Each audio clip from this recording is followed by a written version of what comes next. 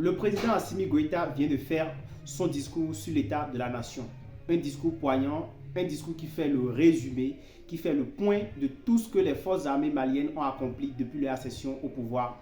Un discours qui donne de l'espoir au peuple malien, mais aussi à toute l'Afrique. Et là, je suis vraiment content de te permettre de suivre ce discours parce que c'est un discours duquel on tire beaucoup de leçons, duquel on apprend beaucoup de choses. Et je vous invite vraiment à écouter ce discours et à me donner votre impression sur ce que vous avez entendu. Si c'est la première fois que vous découvrez cette chaîne, je vous invite simplement à vous abonner à la chaîne, à me lâcher un gros pouce bleu et à me donner votre impression en commentaire.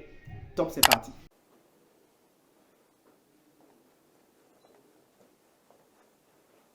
Maliennes, Maliens, mes chers compatriotes, hôtes du Mali, je suis particulièrement heureux de m'adresser à vous ce soir, par la grâce d'Allah, à l'entame de la nouvelle année. La traditionnelle présentation des vœux de Nouvel An nous offre l'occasion de faire le point de l'année écoulée pour mieux nous projeter dans la nouvelle année. Je voudrais tout d'abord, en cette circonstance, exprimer ma compassion à l'endroit de toutes les Maliennes et de tous les Maliens affectés par les difficultés du moment. Ma pensée va également à l'endroit de nos forces de défense et de sécurité engagées dans la défense opérationnelle du territoire.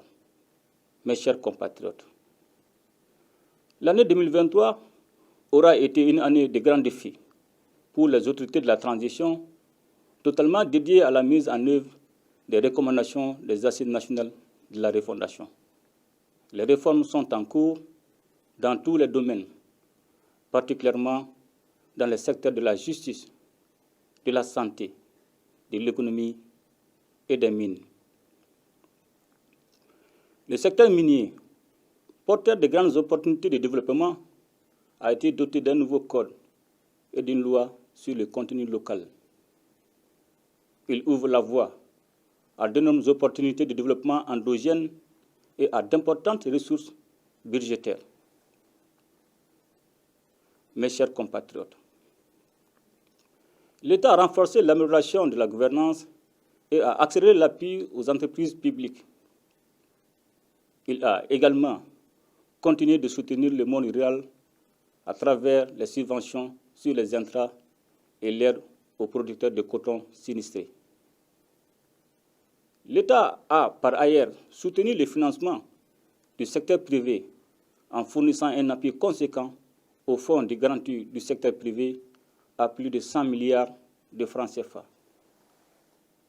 Dans le même temps, le gouvernement a poursuivi ses actions dans différents domaines en vue d'améliorer les conditions de vie de la population et les indicateurs macroéconomiques sont bien orientés malgré les effets de la crise multidimensionnelle.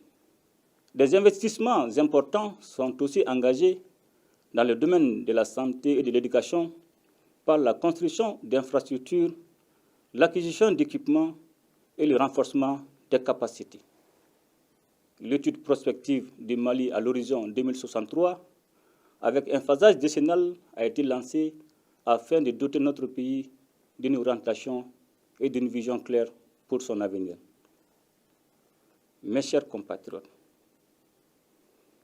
toutes ces actions déterminantes pour l'avenir de notre pays ont été réalisées grâce à la résilience du peuple malien qui consent d'énormes sacrifices pour le retour de la paix, de la prospérité et de l'autorité de l'État.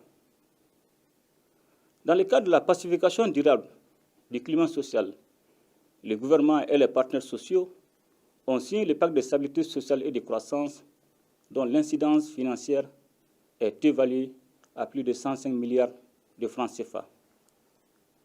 Ce pacte intègre l'ensemble des réformes administratives, juridiques et institutionnelles contenues dans les recommandations de la conférence sociale.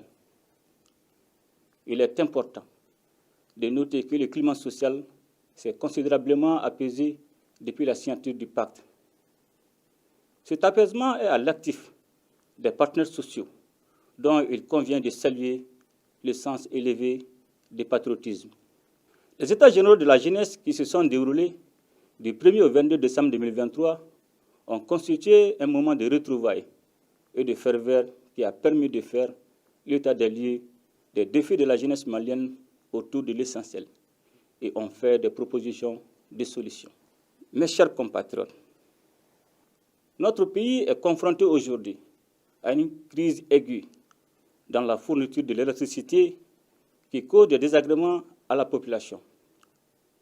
Il faut cependant rappeler que cette situation est consécutive à plusieurs années de mauvaise gestion et de manque de vision pour le développement de ce secteur stratégique. Conscient de l'impérieuse nécessité d'atténuer les souffrances des populations et de trouver des solutions pérennes à cette crise, les autorités de la transition ont initié des actions sur le court, moyen et long terme. Ces actions ont concerné l'accélération du renforcement des équipements de production et de transport, le financement d'opérations immédiates, les réformes et l'amélioration de la gouvernance du secteur de l'énergie. Des projets structurants sont lancés avec le concours de nos partenaires. Mes chers compatriotes, les efforts de développement dans lesquels nous sommes engagés resteraient vains si la lutte contre la corruption dans le domaine administratif et économique n'était pas menée avec détermination. C'est la raison pour laquelle le gouvernement a entrepris une lutte implacable contre ce fléau. Des actions sont ainsi en cours pour que toutes les personnes impliquées dans les actions de corruption répondent devant les instances judiciaires. Mes chers compatriotes, la question sécuritaire et la reconquête de l'intégrité territoriale de notre pays ont été et demeurent au cœur des préoccupations du peuple malien. Et je voudrais ici saluer l'engagement et la détermination des femmes dans la conduite de l'opération Dougoukouloukou, conformément à la résolution 2690 de l'ONU, ainsi que le soutien multiforme dont elles ont bénéficié auprès du peuple malien. Il me plaît également de saluer les populations qui ont vécu le martyre pendant 11 longues années. Et je voudrais cependant les inviter au calme et à la modération. Notre mission n'est pas achevée. Je rappelle qu'elle consiste à recouvrer et à sécuriser l'intégrité du territoire sans exclusive aucune. C'est aussi l'occasion pour moi de présenter mes condoléances et former les vœux de prompt rétablissement aux victimes civiles et militaires de la tragédie qui a été imposée à notre peuple. Mes chers compatriotes, il convient de rappeler que l'opération Dougoukouloukou avait pour seul objectif le redéploiement des forces armées sur toute l'étendue du territoire national, suite au retrait de la MINUSMA. J'invite la population à se donner la main et à éviter les amalgames susceptibles de compromettre le vivre ensemble. En vue de recréer des conditions de vie normales, le retour de l'État et des services sociaux de base se poursuit. Mes chers compatriotes, l'unité nationale et le vivre ensemble constituent le socle sur lequel nous devrions bâtir toutes les actions pérennes de développement. Nous sommes à une étape charnière de la marche de notre pays vers la paix, la sécurité et le développement. C'est pourquoi, capitalisant les avancées réalisées dans le cadre du processus de paix et tirant les enseignements des défis qui demeurent, j'ai pris l'option de privilégier l'appropriation nationale du processus de paix en donnant toutes ses chances à un dialogue direct intermalien pour la paix et la réconciliation, afin d'éliminer les racines des conflits communautaires et intercommunautaires.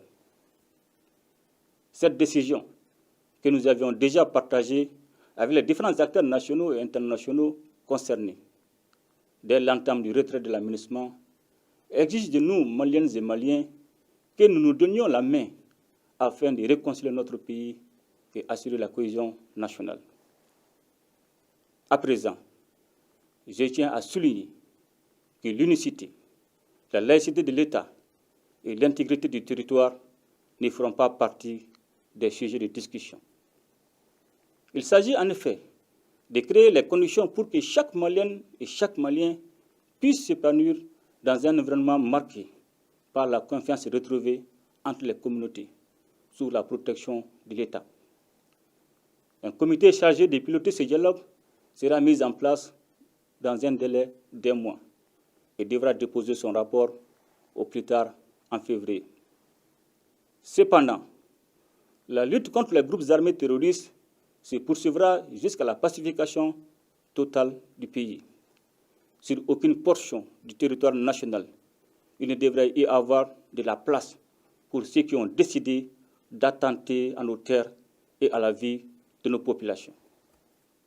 Mes chers compatriotes, notre pays a incontestablement posé des actions majeures dans les différents secteurs de la vie nationale. Toutefois, nous devons rester vigilants afin de consolider les acquis. Je voudrais ici remercier l'ensemble des partenaires nationaux et internationaux qui ont appuyé notre pays dans le domaine sécuritaire. Mes remerciements vont surtout à l'endroit de la Fédération de Russie et particulièrement au président Vladimir Poutine, dont le soutien politique et militaire a été déterminant dans les victoires remportées contre nos ennemis. Mes chers compatriotes, les multiples soubresauts politiques que notre pays a connus depuis l'avènement de la démocratie ont indiqué à suffisance la nécessité de mener des réformes politiques. À l'issue des assises nationales de la refondation, véritable exercice de diagnostic, notre peuple a recommandé de mener des réformes politiques prioritaires avant tout retour à l'ordre constitutionnel. En toute logique, et pour ancrer une véritable démocratie au Mali, nous avons estimé que cette fois-ci, l'ordre constitutionnel désiré par les Maliens devrait être différent des autres, car apaisé et sécurisé. En application de cette vision, nous avons réussi collectivement, entre autres, à relire la loi électorale, à créer un organe unique de gestion des élections et surtout à adopter une nouvelle constitution par référendum consacrant la 4e République après tant d'échecs. Au cours de l'année 2024, les efforts tendant à retourner à un ordre constitutionnel apaisé et sécurisé ne faibliront point.